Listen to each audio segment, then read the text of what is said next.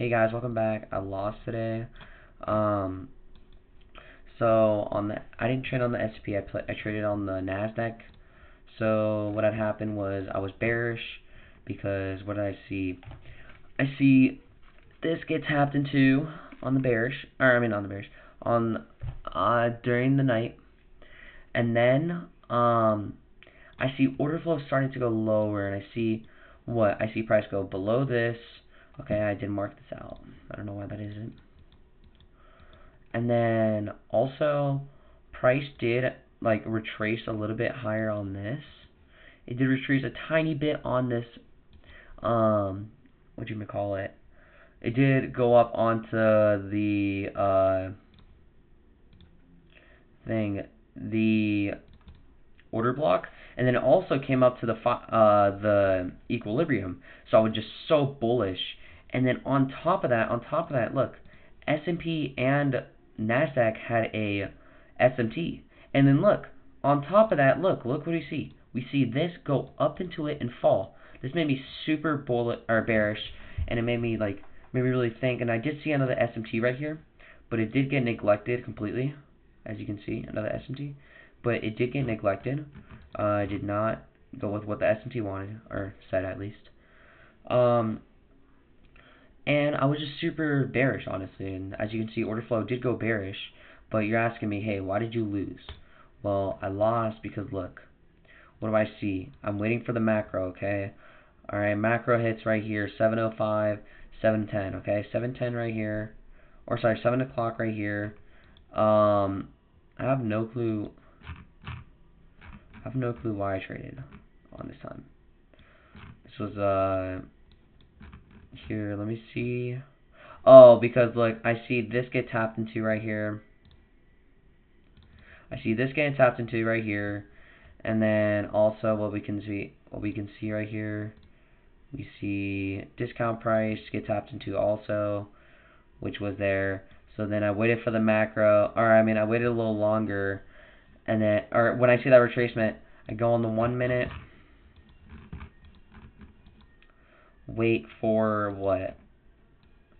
I see bearish order flow, boom, as soon as the candlestick closes, I sell right here. I don't know why it took long. I was in English class when this happened, so that may be why.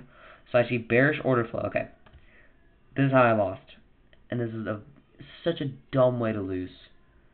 So I see bearish order flow. Okay, I place my thing right here, and I have my stop up here and down, and I have my take profit down here. But what I did was, when I saw the price, I was like, oh crap, this is this contract size is super big. That's why contract size lowers to 2 now. But my contract size was super high. It was at like 200, so if I lost, I wouldn't have been okay with it. So then I buy back down up here, and then I managed to sell all the way down here. Like literally price jumped up and then fell instantly. So I literally sell right here, buy up here, and then sell down here, and I'm like my risk to reward, okay, is like this. Look here, it's right here. My risk to reward up here, my initial spot, and down here is horrible. 0.4, that's horrible. So I go down here till it hits a 1, and that's where I get stopped. I get stopped out right there, and literally like minutes later hits my take profit. But what I can learn from this is it's completely my fault, and I'll tell you why. Contract size is a huge deal when it comes to trading. I had the complete right idea. My bias is perfect. I think it's perfect. But the thing is that I didn't have a good contract size, which is not good. And that should already be set out beforehand. That should be completely set out beforehand. This is just me being an idiot. Okay? Don't do what I did. Put a contract size beforehand. This is going to be my permanent contract size. I even lowered the S&P 500 contract size, and I lost. And then I happened to lose, And honestly, my whole idea was correct. Yeah, I get it. My whole idea was correct. And I also wasn't really too confident with this trade. Just like look how far liquidity is. I looked at the 4-hour and I'm seeing all this and I'm like, dude, this is super far away. This is back at we were not in these lows since October. So I was just like, dude, I don't know if we're gonna hit these lows, which we actually did, and even farther, which is pretty bad. And honestly, I could have hit my take profit all the way down if I wanted to, but I don't want to be. I'm not a cocky trader, so if I really wanted to, I could have gone it down here and I would have still won. But I'm not a too cocky trader, and obviously, I know that like price has not hit these lows. Like this is just beyond low. Like just look at this. I'm expecting it for it to go back up. If not, maybe even go lower, but I doubt it would go lower. I mean, oh yeah, ignore this. I accidentally fat fingered the buy, so I made like $7 or something. I don't know, something stupid. Which could have gone horribly, and if I kept my trade actually going, I would have made a lot more, but anyways, yeah, this is why I lost today. Pretty upsetting, not upsetting loss. I'm slowly starting to like, I'm like really like taking psychology really seriously.